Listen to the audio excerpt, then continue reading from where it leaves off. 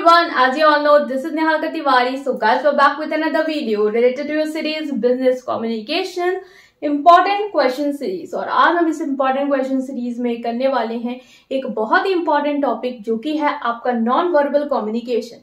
Non verbal communication से वो बहुत सारी चीजें पूछता है, जैसे कि इसकी मीनिंग भी पूछ लेते हैं, ठीक है। देन इसके टाइप्स हैं, बहुत सारे टाइप्स हैं इसके, उससे रिलेटेड क्वेश्चन आते हैं। पर्टिकुलर टाइप के एक एक वर्ड को लेके वो लोग क्वेश्चन पूछते हैं कि पैरा लैंग्वेज क्या होती है, ठीक है।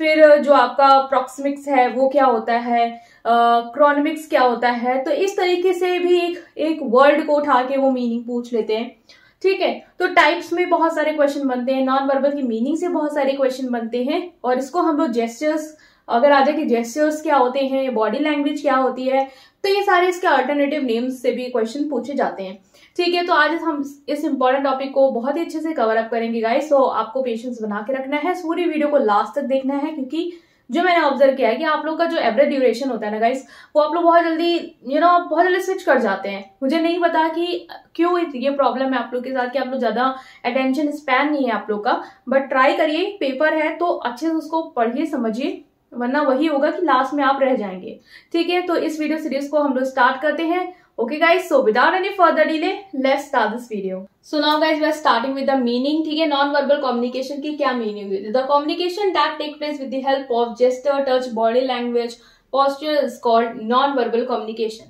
इससे पहले हमने verbal communication पढ़ा था, वहां पे हम लोगों ने दो चीजें देखी कि verbal communication में आपका oral और written communication जो है वो दो communication आते हैं, ठीक है। यहाँ पे हम पढ़ रहे हैं non verbal communication. Non verbal communication का मतलब होता है ऐसे कम्युनिकेशन जो वर्बली ना हो, मतलब कि जहाँ पे ना आप वर्ड्स यूज कर रहे हो, बोल ना रहे हो, ना आप लिख के अपनी चीजों को मतलब बता रहे हो। यहाँ पे आप अपनी बॉडी लैंग्वेज कि आप किस तरीके की बॉडी लैंग्वेज यूज कर रहे हैं, किस तरीके का आपका जेस्चर्स है, ठीक है, ये किस तरीके का आपका पोस्चर है, इसके हेल्प से आप क्या कर रहे हो, अपनी इंफॉर्मेशन को कन्वे कर रहे हो।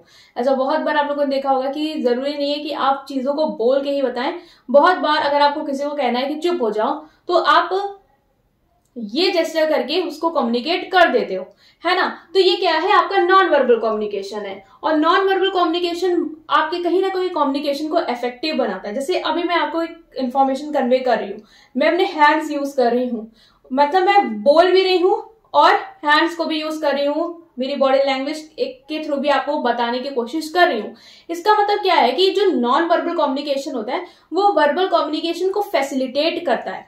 मतलब आप सिर्फ नॉन वर्बल कम्युनिकेशन के थ्रू भी कर सकते हैं अपनी बात कम्युनिकेट, और वर्बल के थ्रू भी कर सकते हैं नॉन वर्बल जेस्चर्स को यूज करके, जिससे जो आप बोल रहे हैं वो और इफेक्टिव हो जाए। जैसे मैं ये कर रही हूँ और इफेक्टिव, तो ये दिखा रहा है कि हाँ ये जेस्चर और का है ना। ये समझ में आया। It is closely linked to the ability to observe, मतलब कि आपकी एबिलिटी पे कहीं ना कहीं ये डिपेंड करता है कि आप कितना ऑब्जर्व कर पा रहे हो। बहुत लोग होते हैं जो बॉडी लैंग्वेज को समझ जाते हैं दूसरे की, कि इस तरीके का इसने फेस बनाया, इसका मतलब ये एंग्री है ना। इस तरीके का इसने जेस्चर लिया, इसका मतलब ये कहीं ना कहीं अपोज कर रहा है हमारी बातों को, उसको नहीं सुन रही है ना। तो बहुत लोग जो होते हैं वो ऑब्जर्व कर ले जाते हैं बॉडी लैंग्वेज के थ्रू, समझ जाते हैं कि बॉडी लैंग्वेज ऐसी है तो ये किस तरीके का इनका एटीट्यूड है यहाँ पे।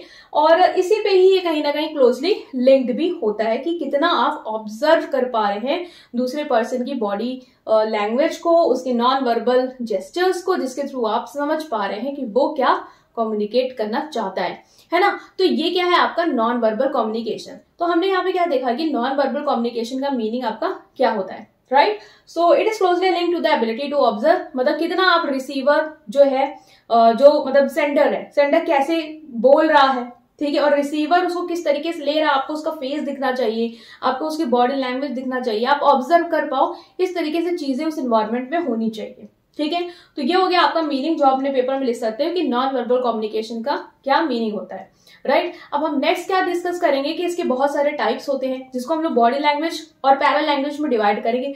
देन बॉडी लैंग्वेज के अंदर कौन कौन से आ जाएंगे आपके एस्पेक्ट, फिर पैरा लैंग्वेज क्या होता है, उसमें क्या आते हैं, हम उसको देखते हैं, क्योंकि इससे आपके पेपर में बहुत सारे क्वेश्चन बनते हैं। तो बहुत इंपॉर्टेंट टॉपिक है, सो इसको अच्छे से आप लोग देखेंगे। So now guys we are going to start with the types of non verbal communication, right.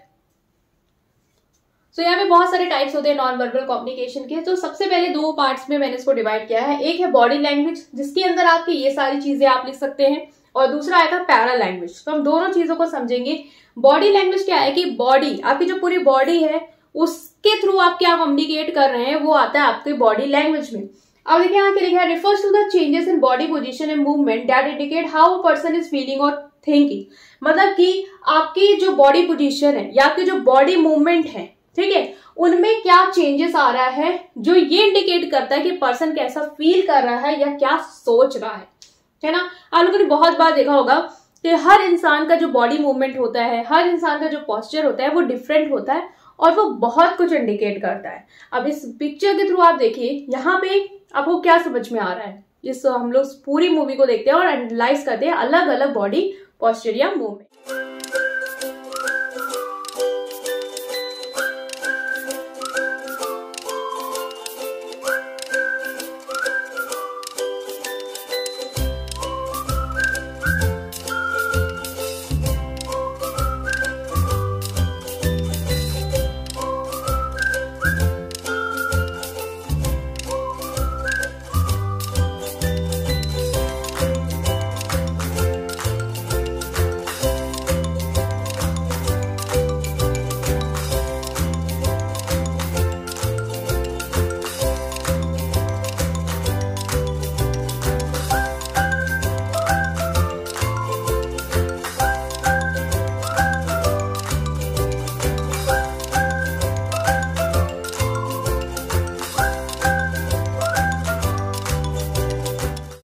यहाँ पे हमने देखा कि आप अपनी बॉडी लैंग्वेज के थ्रू बहुत सारी चीजें जो है वो कम्युनिकेट कर देते हैं। जिससे कि अगर आप स्माइलिंग फेस लिए हुए हैं तो लोगों को लगेगा कि हाँ आप बहुत ही अच्छे पर्सन हैं, मतलब आपसे बात करना बहुत ही कंफर्टेबल।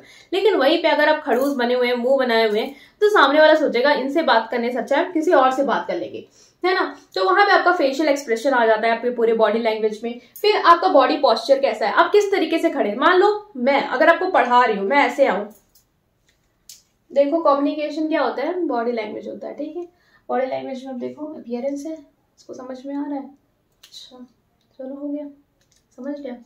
तो अब आपको लगा यार वॉइस तो आ भी नहीं रही है, फिर पोस्चर इतना डल है, इनसे क्या पढ़ेंगे, इनसे तो पेपर का प्रेशर और बढ़ रहा है, बीपी हाई हो रहा है कि पेपर में क्या होगा, है ना। बट अगर मैं वही कॉन्फिडेंटली बोलूं, अच्छे से खड़े होकर एक्सप्रेस करूं, अपने हैंड्स मूवमेंट करूं, ठीक है, जेस्चर्स के साथ आपको पढ़ाऊं, तो आपको लगेगा कि ये सामने वाला इतना कॉन्फिडेंट है तो इनको आता होगा और ये अच्छे ही पढ़ाएंगे, ठीक है। तो ये बहुत कुछ कम्युनिकेट कर देता है कि आप क्या कर रहे हो, ठीक है। फेशियल एक्सप्रेशन, बॉडी पोस्चर, आपके जेस्चर्स क्या है, जेस्चर्स में आ जाता है कि आप कैसे अपने हैंड्स को मूव कर रहे हो, या कोई चीज से जैसे बॉल को आपने देखा होगा अपने बालों को ऐसे से खेलते रहते हैं, है ना, वो सब क्या है, वो सब एक जेस्चर्स होता है कि वो किस तरीके से कर रहे हैं, जैसे कि अभी मैं ये कर रही हूँ।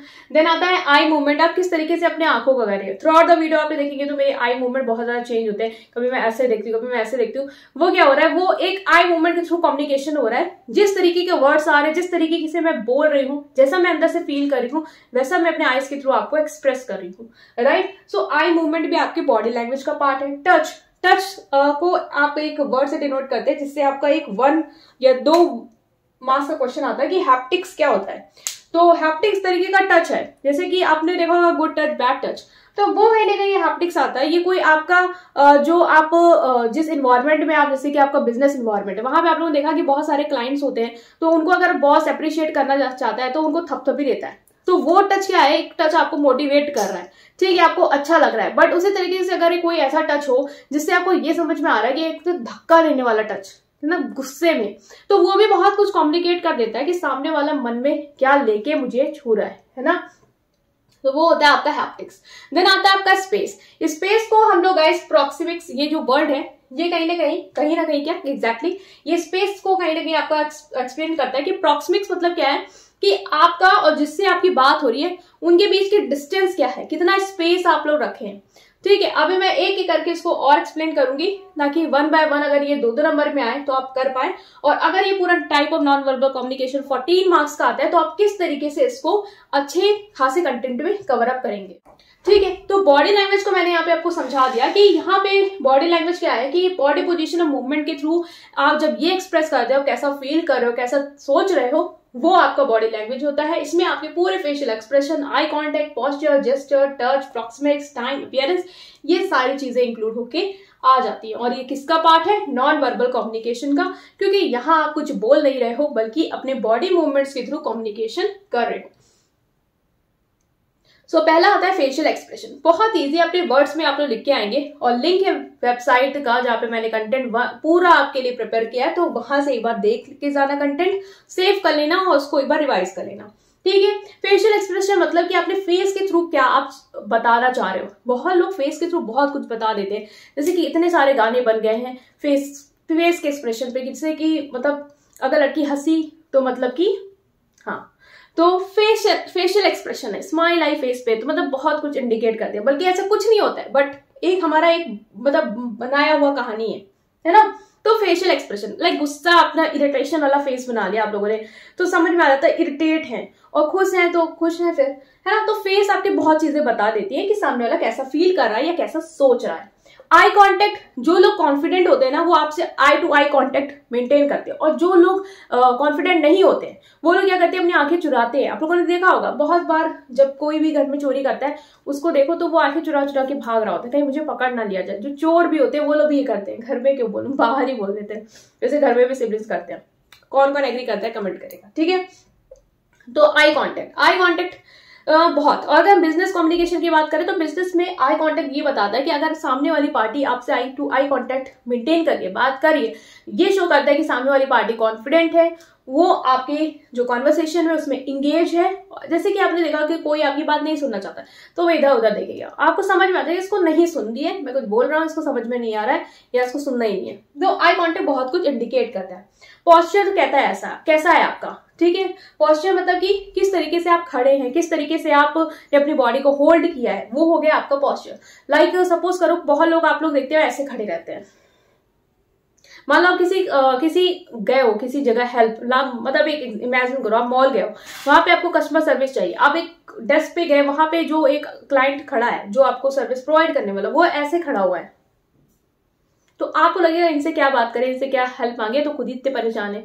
दूसरा वाला जो है वो ऐसे गुस्से में खड़ा हुआ है, तो आप सोचेंगे इनसे भी क्या हेल्प मांगे। तीसरा वाला जो है वो स्माइल करते हुए खड़ा है, तो आप सोचेंगे इनसे हम कम्युनिकेट कर सकते हैं। तो जो आपका पोस्चर है, जिस तरीके से आप खड़े हैं, जिस तरीके से आपकी बॉडी को होल्ड किया हुआ है, वो बहुत कुछ इंडिकेट करता है कि आप कैसा फील कर रहे हैं अंदर से और कैसा सोच रहे हैं। जेस्चर्स क्या है कि आपके हैंड मूवमेंट्स कैसे हैं, आप किस तरीके से अपनी बात को कम्युनिकेट करने के लिए अपने जेस्चर्स कर रहे हैं, अपने हैंड का मूवमेंट कर रहे हैं, या कोई चीज आपके हाथ में है तो उससे आप किस तरीके से प्ले कर रहे हैं। तो ये सारी चीजें भी आपके बारे में बहुत कुछ बताती हैं। आपके जेस्चर्स जो है वो भी आपके कम्युनिकेशन में हेल्प करते हैं, उसको फैसिलिटेट करते हैं। टच या हैप्टिक्स, टच मतलब जो मैंने बताया था आपको क्लियर हो गया होगा, टच वाला वर्ड ये उसी से रिलेटेड है। प्रॉक्सिमिक्स जैसे मैंने बताया था डिस्टेंस रिलेटेड है, कितना स्पेस है, मतलब कि कुछ होता है ना कि एक दायरा लिमिटेड होता है, जैसे आपके बहुत जो क्लोज लोग हैं आप चाहिए वो क्लोज आ सकते हैं, बट जो आपके अनप्रोफेशनल मतलब जो आपके प्रोफेशन वाले लोग हैं, मतलब कि जहां आप काम करते हैं, तो आपको एक लगेगा कि हाँ इतनी दूर से ही बात करो, है ना, तो वो प्रॉक्सिमिक्स है। बहुत सारी कंट्रीज होती है जहां पे मतलब बहुत ऐसा होता है कि आप जैसे हमारे कंट्री में ऐसा है कि आप डिस्टेंस से थोड़ा बात कर सकते हैं। बहुत सारी कंट्रीज होती है जहां पे बहुत क्लोजली आके बात करते हैं, उनके लिए कंफर्टेबल है, बट अब कहीं और कंट्री में जाते हैं वहां पे ये रिस्ट्रिक्टेड है, वो गुस्सा हो जाएंगे, एक्शन ले सकते हैं।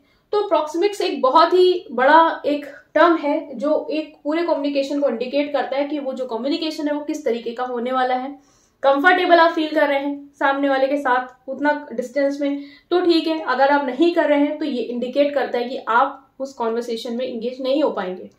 टाइम या क्रोनिमिक्स, टाइम मतलब क्या होता है कि एक पर्सन है जिससे आप बात कर रहे हैं वो किस तरीके से टाइम को लेता है, मतलब अगर उसके लिए अपना टाइम तो इंपॉर्टेंट, वो अपना टाइम नहीं खराब करना चाहता है, लेकिन वो दूसरे के टाइम को बर्बाद करने में इंटरेस्टेड रहता है, मीटिंग को पोस्टपोन करता जाता है, उसको दूसरे के टाइम की वैल्यू नहीं है। तो ये भी इंडिकेट बहुत कुछ कर देता है उस इंसान के बारे में, उसकी चीजों के बारे में। तो टाइम जो है वो एक इंपॉर्टेंट फैक्टर है। अपीयरेंस बताओ, देखने में कैसे, आपकी पर्सनैलिटी कैसी है, आप किस तरीके से कपड़े ड्रेसअप होते हैं, किस तरीके से अपने हेयर स्टाइल करते हैं, आप किस तरीके का अपीयरेंस लेके चलते हैं, वो सारी चीजें भी आपकी बॉडी लैंग्वेज में आ जाएंगी। तो यहाँ पे हमने पढ़ा बॉडी लैंग्वेज क्या होता है, और उसके बहुत सारे सब पार्ट्स जो है वो हमने यहाँ कवर किए हैं, जो आप अपने नॉन वर्बल कम्युनिकेशन के टाइप्स में लिख सकते हैं। सो इसको आप लोग एक बार और देख लेंगे, वेबसाइट का लिंक है डिस्क्रिप्शन में, वहां से एक बार इस चीजों को रीड करेंगे। मेरा सजेशन है अपनी लैंग्वेज में लिखिएगा। सो अब हम स्टार्ट करेंगे नेक्स्ट जो इसका पार्ट है, दैट इज पैरल लैंग्वेज। बहुत ही ईजी है कि पैरल लैंग्वेज क्या होता है, और उसके कुछ जो सब पार्ट्स हैं, जो सब टाइप्स हैं, वो आप आते हैं पेपर में। सो उसको भी हम लोग कवर कर लेंगे, और ये जो पूरा नॉन वर्बल कम्युनिकेशन यहाँ कवर हो जाएगा। मीनिंग हो गई, टाइप्स हो गई, और जो इसकी एडवांटेज है वो आप खुद भी लिख सकते हैं, ठीक है, वो मैं एक बार बता दूंगी वीडियो के एंड में। सो ये पूरा टॉपिक हमारे यहाँ पे कवर हो जाएगा, राइट। सो देखते हैं। सो नाउ गाइज हम स्टार्ट करेंगे ये वाला topic, that is parallel language. की पैरल लैंग्वेज क्या है? ये नॉन वर्बल कम्युनिकेशन के टाइप्स में आप लिखोगे, पहले लिख दोगे बॉडी लैंग्वेज, फिर उसके सब पार्ट, देन पैरल लैंग्वेज और उसके सब पार्ट, ठीक है। पैरल लैंग्वेज क्या है? The study of non verbal voice cues. मतलब जब आप पूरा फोकस जो है वॉइस पे लाते हो, कि वॉइस के थ्रू आपको क्या क्या समझ में आ रहा है, कि पर्सन क्या सोच रहा है, क्या फील कर रहा है, उसकी जो स्टडी होती है वो होती है आपकी पैरल लैंग्वेज। और पैरल लिंग्विस्टिक क्या है? Study of parallel language. मतलब कि यही नॉन वर्बल वॉइस क्यूज के बारे में जब आप समझते हो, स्टडी करते हो, वो होता है पैरल लिंग्विस्टिक, ठीक है। जो नेक्स्ट आएगा आपके यहाँ पे पैरल लैंग्वेज के अंदर, वो आएगा वॉइस। मतलब वॉइस के थ्रू भी आप बहुत कुछ कम्युनिकेट करते हैं। वॉइस में कौन कौन सी कैरेक्टरिस्टिक आ जाते हैं, जैसे कि टोन, पिच, वॉल्यूम। मतलब कि आपकी टोन कैसी है। टोन बेसिकली क्या होती है कि आपकी वॉइस जो है उसकी क्वालिटी कैसी है ना। तो वो होगी आपकी टोन। तो टोन भी आपकी बहुत कुछ बताती है। बहुत लोगों की टोन जो है वो बहुत ही खराब होती है, तो हम लोग बोलते हैं आपकी टोन नहीं अच्छी है, आप किस तरीके से बोल रहे हैं, बहुत ही एग्रेसिव टोन है आपकी, है ना।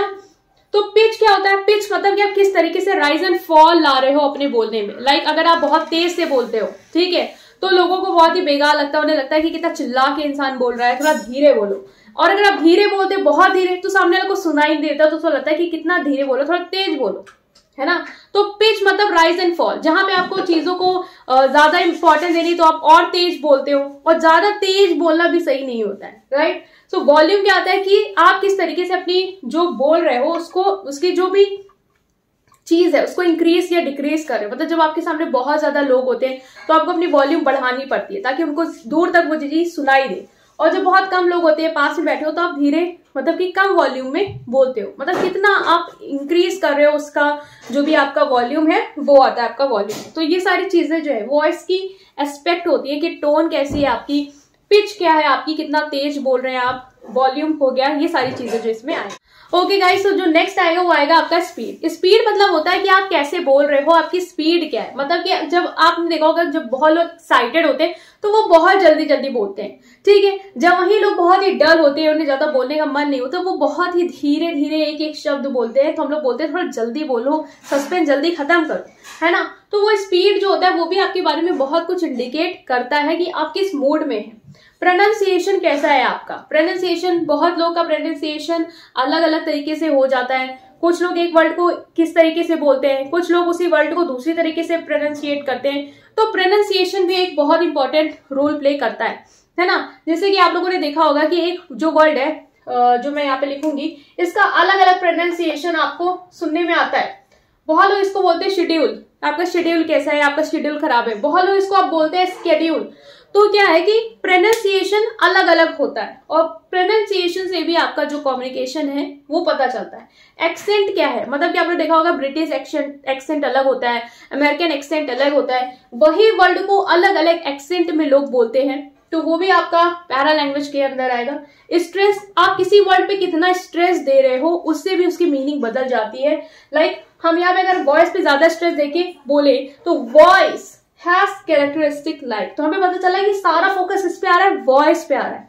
यहाँ बोले कि वॉइस हैज कैरेक्टरिस्टिक्स लाइक, तो मतलब कि कैरेक्टरिस्टिक जो है वो बहुत इंपॉर्टेंट टर्म है यहाँ पे, वो आपका इंडिकेट करता है स्ट्रेस जो आप वर्ड्स पे देते हैं।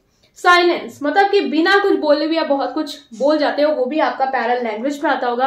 आपने देखा होगा बहुत लोग शांत रहते हैं, जब वो गुस्सा होते हैं तो वो हमको पता होता है कि ये इनका गुस्सा है इसलिए ये शांत है। ये बहुत लोग शांत होते हैं जब वो सैड होते हैं या बहुत ज्यादा सोच रहे होते हैं, तो वो भी आपके सामने वाले पर्सन की फीलिंग या उसकी थिंकिंग के बारे में बताता है, जो कि है आपका साइलेंस। तो यहाँ पे हमने types of non verbal communication को समझा। इसी तरीके से बहुत सारे एडवांटेज अपने आप से बना सकते हो उसकी, कि यहाँ पे आप को एग्जैक्ट इन्फॉर्मेशन मिल पाती है। एक रिसीवर जो भी सेंडर है जो बोल रहा है आपसे, उसके मूड को, एक रिसीवर को, ठीक है। मतलब कि एक सेंडर है, मैं जो बोल रही हूँ, तो मैं अगर रिसीवर का फेस एक्सप्रेशन देख रही हूँ तो मुझे उसके बारे में एग्जैक्टली पता चल जाएगा कि वो किस तरीके से मेरी बातों को ले रहा है। तो एक अच्छा कम्युनिकेशन ये क्या कहते हैं, फैसिलिटेट करता है, इफेक्टिव बनाता है हमारे कम्युनिकेशन को। एक इजी है कम्युनिकेशन का वे, क्योंकि हम देख के ही जल्दी से समझ जाते हैं, है ना। तो ये सारे आप इसके एडवांटेजेस में कवर अप कर सकते हो। डिसएडवांटेज में कर सकते हो, कभी कभी इसे मिस इंटरप्रेट कर लेते हैं लोग। हो सकता है कि कोई जेस्चर ऐसे ही कर रहे हो बट हमने उसको अलग मीनिंग में ले लिया, तो यहाँ पे कहीं ना कहीं मिसकम्युनिकेशन भी आता है। जरूरी है कि रिसीवर सेंटर आमने सामने हो इस कम्युनिकेशन के लिए, तभी वो पॉसिबल हो पाएगा। अगर दूर है तो हम नॉन वर्बल कम्युनिकेशन या एक दूसरे को नहीं देख पा रहे तो वो पॉसिबल नहीं है। तो ये कुछ डीमेरिट्स भी आप लिख सकते हैं। तो यहाँ पे हमने नॉन वर्बल कम्युनिकेशन के पूरे टॉपिक को कवर किया है।